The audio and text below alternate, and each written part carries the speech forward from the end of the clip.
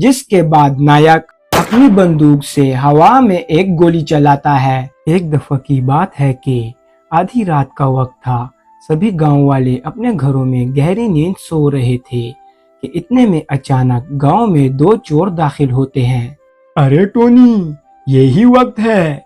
देखो तो सभी गांव वाले अपने घरों में कैसे घोड़े बेचकर सो रहे हैं। हाँ बोनी भाई, तुमने सही कहा। चलो अब जल्दी से देखो यहाँ आसपास कोई ऐसी चीज हो जिसे हम चुपचाप चोरी करके अपने साथ ले जा सकें। अरे टोनी भाई, आसपास क्या देखना, हमारे सामने ही किसी ने हमारे लिए तोहफा छोड़ा हुआ है। अरे बोनी जल्दी बताओ कौन सा तोहफा, कहीं कोई आ न जाए। टोनी, देखो तो यहाँ पर दो बड़ी गायें खड़ी हैं। अगर हम इन्हें अपने साथ ले जाएं तो हमें इनकी अच्छी कीमत मिलेगी। अरे वाह, ये तो बहुत अच्छा है। हमें तो इनका बोझ भी नहीं उठाना होगा क्योंकि ये खुद अपनी ही टांगों पर चलकर हमारे साथ जाएंगी। हाँ टोनी, चलो अब बातें करना छोड़ो, जल्दी से इन दोनों गायों को अपने साथ लेते हैं और चलते बनते हैं। ये बोलने के बाद दोनों चोर गायों को लिए चल पड़ते हैं और थोड़ा आगे जाने पर दोनों चोर जैसे ही गांव से निकलने लगते हैं तो इतने में गांव का ही एक लड़का राजू सामने से आता है और दोनों चोरों के आगे आकर खड़ा हो जाता है। अरे रुको, कौन हो आप दोनों? पहले मैंने कभी आप दोनों को इस गांव में नहीं देखा। राजू की ये बात सुनकर दोनों चोर घबरा जाते हैं, पर इतने में टोनी बोलता है, अरे बच्चे, हम दोनों तो चरैये हैं। हम अपनी गायों को घास चराने के लिए निकले हैं। क्या?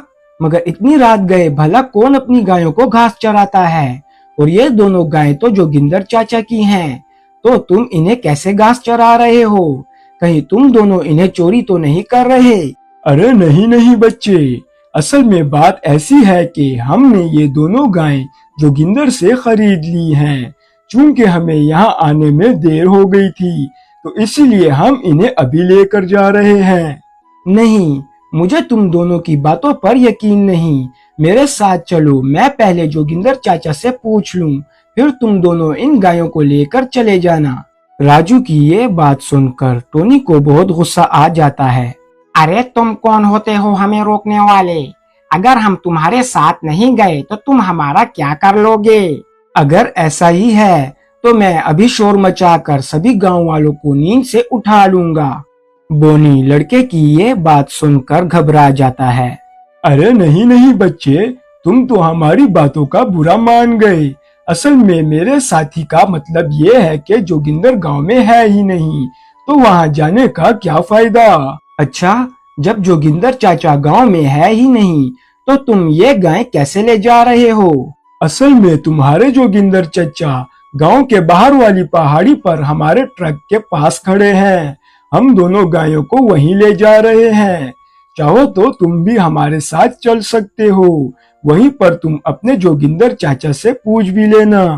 अच्छा, अगर ऐसा ही है तो चलो, मैं भी तुम्हारे साथ जाऊंगा। ये सब बोलने के बाद राजू भी चोरों के साथ गायों को लिए गांव के बाहर वाली पहाड़ी की तरफ रवाना हो जाता है और आखिर में वहां पहुंचने के बाद, ये लो, अब हम पहाड़ी पर भी आ गए हैं। बताओ कहाँ है तुम्हारा ट्रक और कहाँ है जोगिंदर चाचा? अरे यही तो थे, न जाने वो कहाँ गए।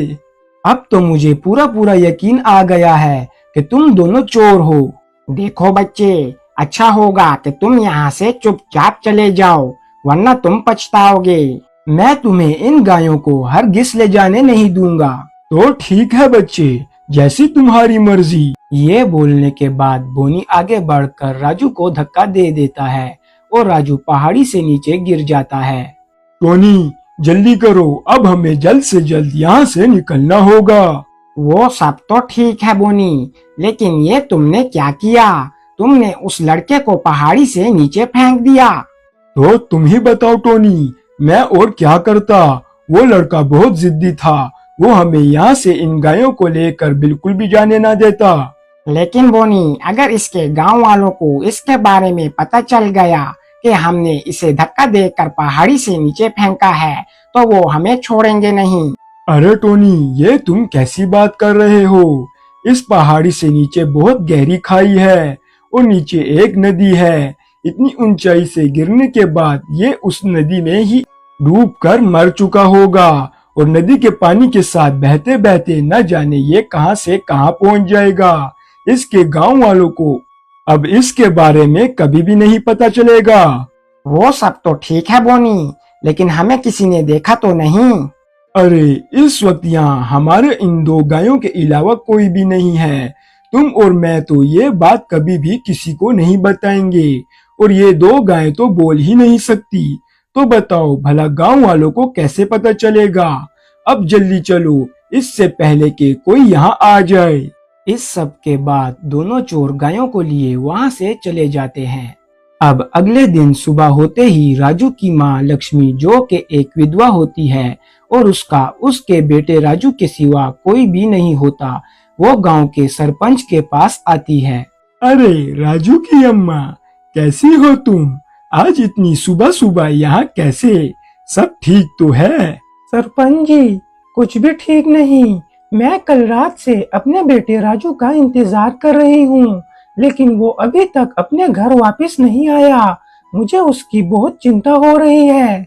अरे राजू की अम्मा, ये तुम क्या कह रही हो? शायद हो सकता है कि राजू रात को अपने किसी दोस्त के घर रुक गया हो। नहीं सरपंच जी, ऐसा हो ही नहीं सकता। राजू हमेशा काम से सीधे अपने घर आता है। हाँ, कभी कभार उसे देर हो जाती है, लेकिन वो अपने घर जरूर आता है। अच्छा, तो फिर तो ये सोचने की बात है कि राजू अभी तक घर कैसे नहीं आया। सरपंच जी, अब आप ही कुछ कर सकते हैं। राजू की माँ के ये सब बोलते ही जोगिंदर चाचा भी वहाँ आ पहुँचता है।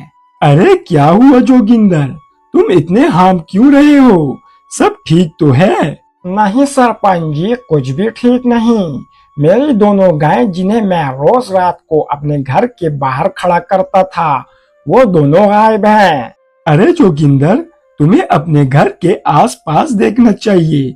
शायद वो सुबह सुबह ताजी घास खाने के लिए निकल गई हो। अरे सरपंच जी, मैंने पूरा गांव छान मारा, लेकिन मुझे मेरी गाय कहीं भी नहीं मिली। मुझे तो लगता है कि शायद मेरी गाय किसी ने चोरी कर ली है। अरे ये सब आखिर हो क्या रहा है? कल रात से राजू अपने घर नहीं आया और अब तुम्हारी गाय भी गायब है। अब कुछ न कुछ तो करना ही होगा। अरे सरपंच जी, कहीं मेरी गाय इसका बेटा राजू चोरी करके तो नहीं भाग गया?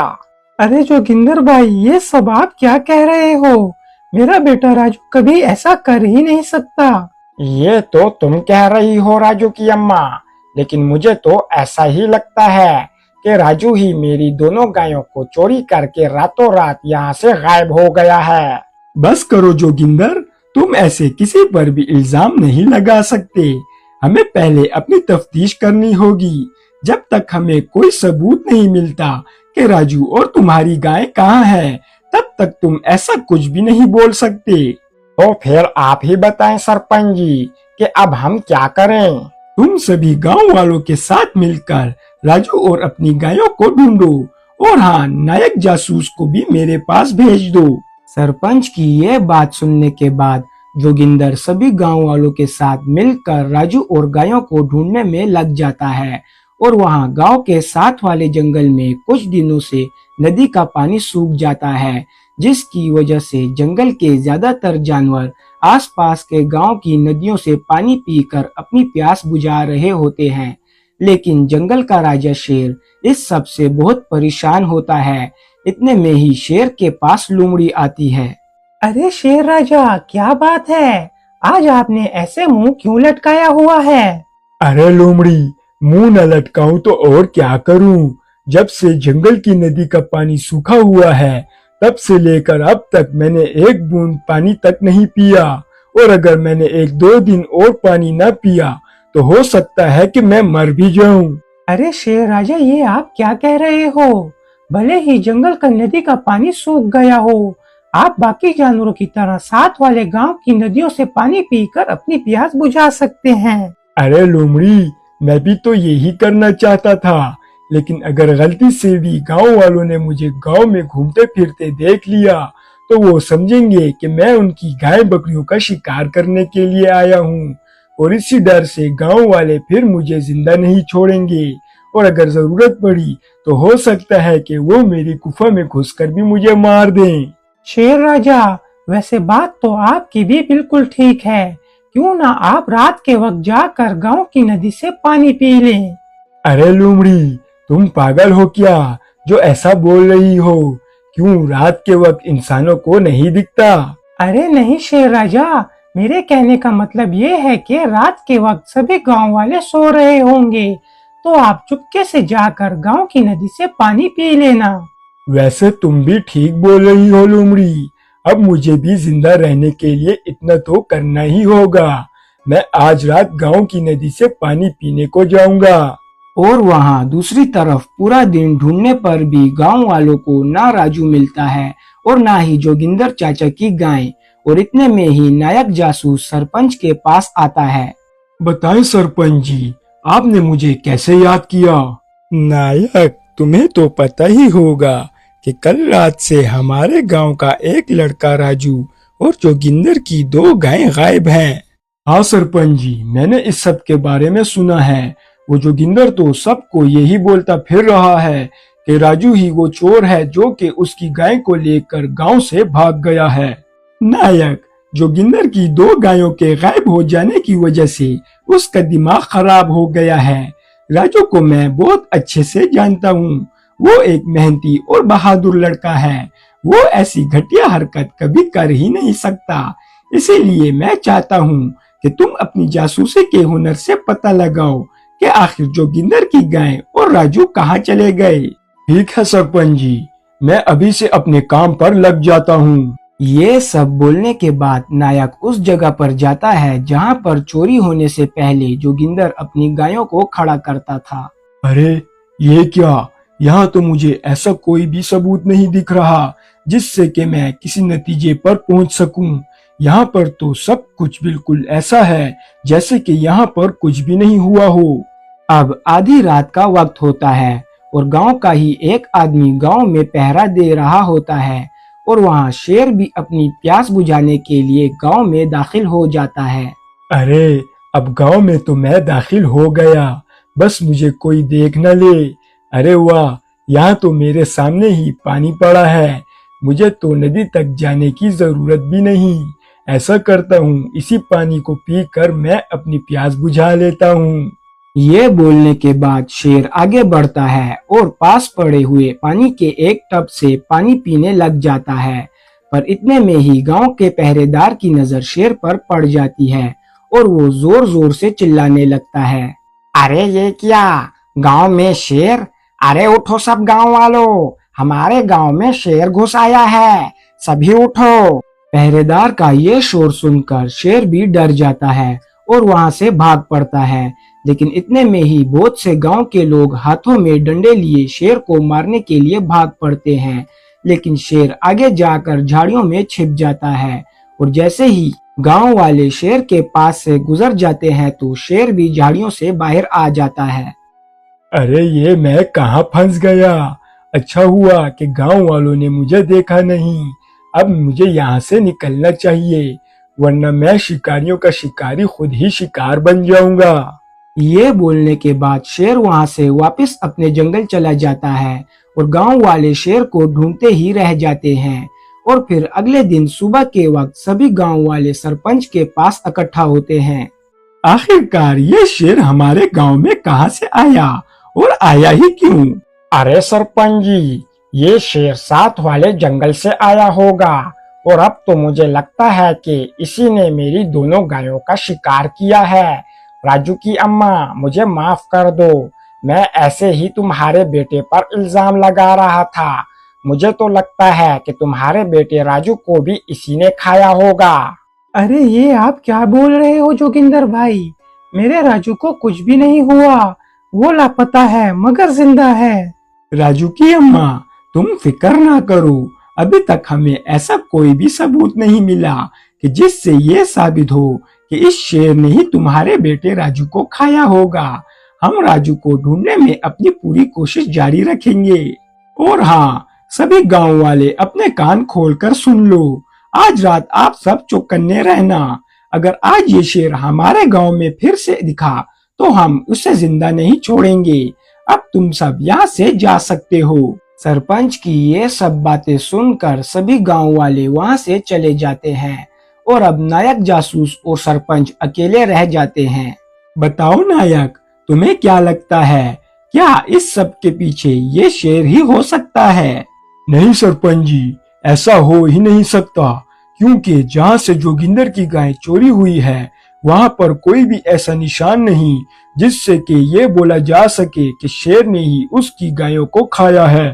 मगर नायक, तुम ये सब इतने यकीन से कैसे कह सकते हो?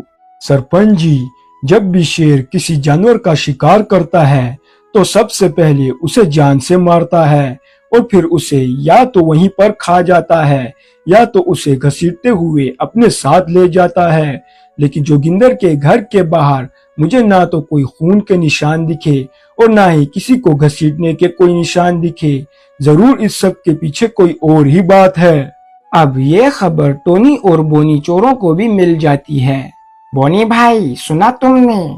जिस गांव से हमने चोरी की थी वहां कल रात जंगल से कोई शेर आया था, जिसके बाद वहां गांव के सभी लोग ये समझ रहे हैं कि जो 2 गाय हमने चोरी की थी उन्हें उस शेर ने खाया है। क्या? अगर ऐसा है तो फिर तो ये बहुत अच्छी खबर है। हाँ, वो तो ठीक है, क्योंकि उस गांव के लोगों को अभी तक ये नहीं पता कि उनके गांव से चोरी हुई है। टोनी, मैं तो कहता हूँ कि यही मौका है। कैसा मौका बोनी भाई? हमें एक बार फिर से वहाँ जाकर चोरी करनी चाहिए।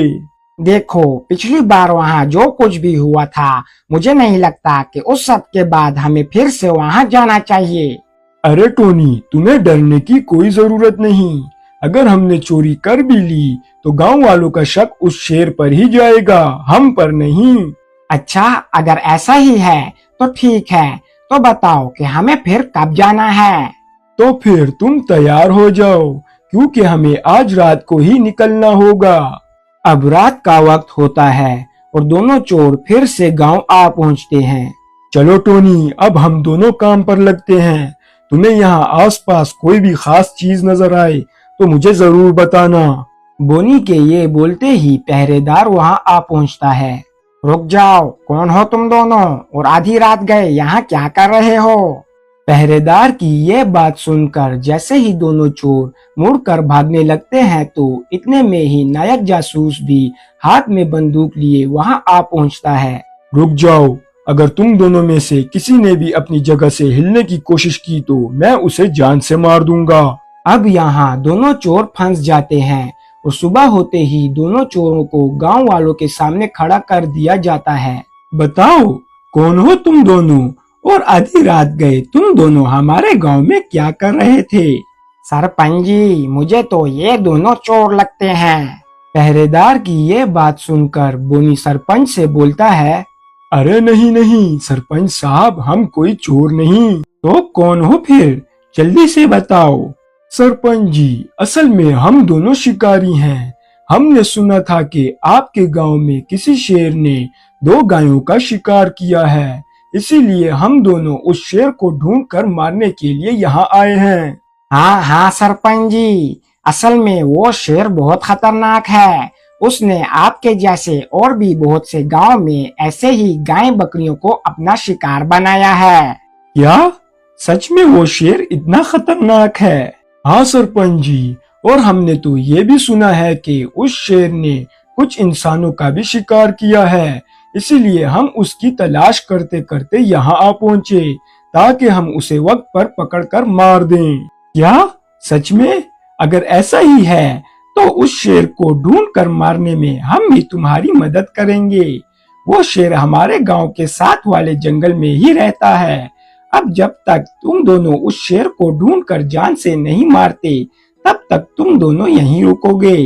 अरे ये क्या, ये हम कहाँ फंस गए?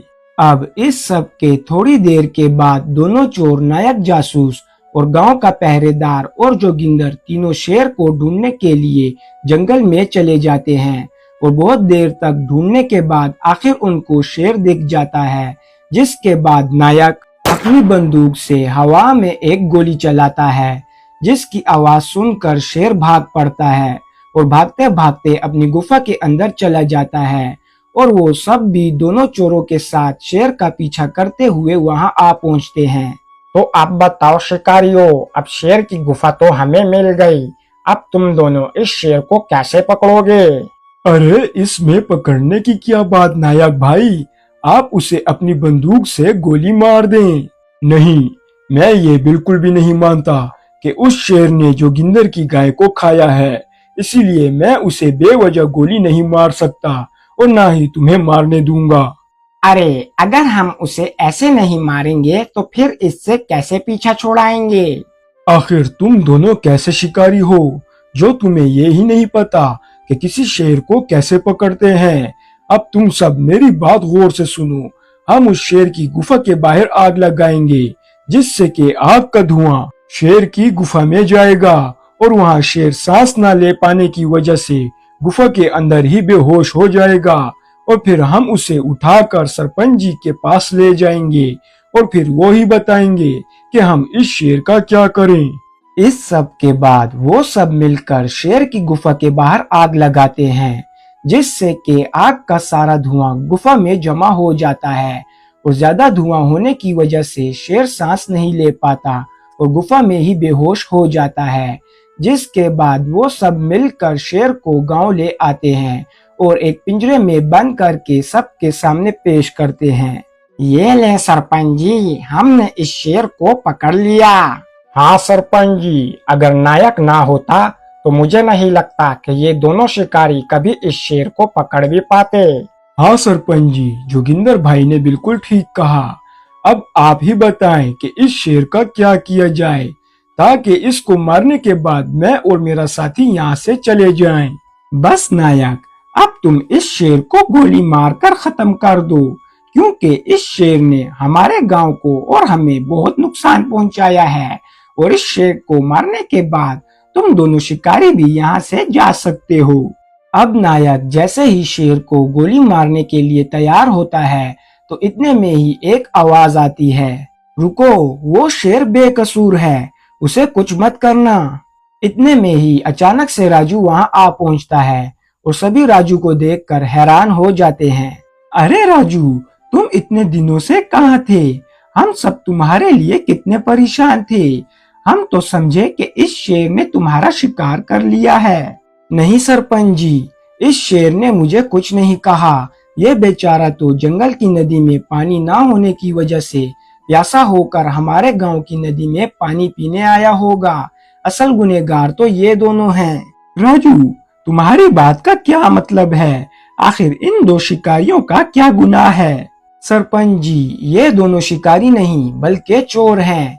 इन्हीं दोनों ने जोगिंदर चाचा की गाय चोरी की थी और जब मैंने इन्हें वो गाय ले जाने से रोका तो इन्होंने मुझे धक्का देकर पहाड़ी से नीचे खाई में फेंक दिया और मेरी जान लेने की कोशिश की।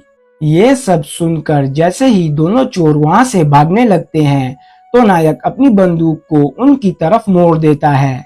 खबरदार, जो यहाँ से जरा सी भी भागने की कोशिश की तो मैं तुम दोनों को गोली मारने में जरा भी नहीं हिचकिचाऊंगा। इस सब के बाद गांव वाले दोनों चोरों को बांधकर पुलिस के हवाले कर देते हैं और पुलिस उन्हें गाड़ी में डालकर अपने साथ जेल ले जाती है।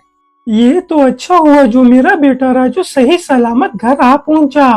मुझे पता था तुम्हें कुछ भी नहीं होगा। राजू, वैसे उन जालिम चोरों ने तो तुम्हें पहाड़ी से नीचे खाई में फेंक दिया था, तो तुम इतनी ऊंचाई से गिरने के बाद भी कैसे जिंदा बच गए? हाँ, और राजू, अगर तुम जिंदा ही थे तो इतने दिनों से कहाँ थे? असल में पहाड़ी से नीचे गिरने के बाद मैं खाई की नदी में डूब गया और नदी का पानी मुझे अपने साथ बहाते हुए आगे के गांव ले गया, जहां एक मछुआरे ने मुझे पानी से बेहोश हालत में निकाला और मेरी जान बचाई। फिर जब मुझे होश आया तो मुझे पता चला कि हमारे गांव में किसी शेर ने 2 गायों को खा लिया है, जिसके बाद मैं फौरन से अपने गांव के लिए वापस रवाना हुआ और अच्छा हुआ जो मैं वक्त पर आ पहुंचा, वरना ये बेकसूर शेर आज जिंदा ना होता। इस सब के बाद गांव वाले शेर को जंगल में ले जाकर वापस आजाद कर लेते हैं और वापस से पहले की तरह अपनी हंसी खुशी जिंदगी बिताने लगते हैं। और इस तरह ये कहानी यहाँ ख़त्म होती है। वीडियो पसंद आने की सूरत में वीडियो को लाइक करना और चैनल को सब्सक्राइब करना ना भूलें और मज़ीद ऐसी वीडियोस देखने के लिए बेल आइकन को ज़रूर प्रेस करें। शुक्रिया।